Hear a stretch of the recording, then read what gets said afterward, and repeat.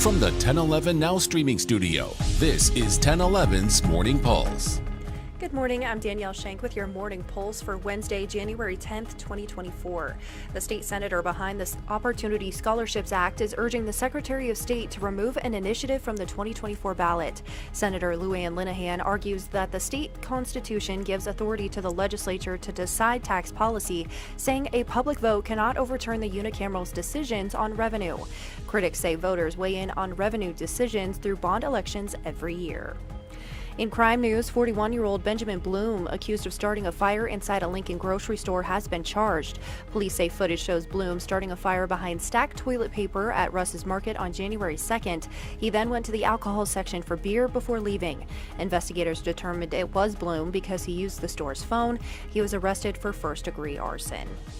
And a central Nebraska man who police say was drunk when he slammed into several cars last fall is taking a plea deal. Carlos Olivas of Hastings is having his felony DUI charge dropped to a misdemeanor. He's also pleading no contest to third-degree assault. In September, Olivas drove his car into a line of cars stopped at a red light along Highway 75 near Plattsmouth. He and another driver were rushed to the hospital but are now fine. In other news, a Hastings meatpacking plant is being forced to pay hundreds of thousands of dollars to workers deemed unfairly denied compensation by a judge. In December, a judge ruled Noah's Ark Processors LLC didn't pay workers for pre- and post-shift work between September 2021 and February 2023, specifically failing to pay for time spent putting on and taking off protective gear, equipment, and cleaning. Lastly, but certainly not least, Nebraska men's basketball achieved a historic milestone at Pinnacle Bank Arena last night, beating Purdue, the #1 team in the country, by double digits.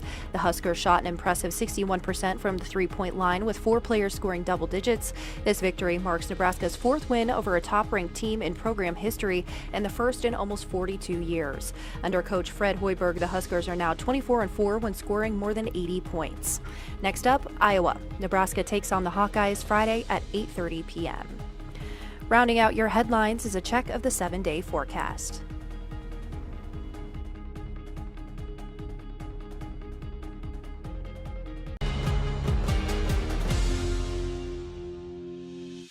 You've been listening to 1011's Morning Pulse.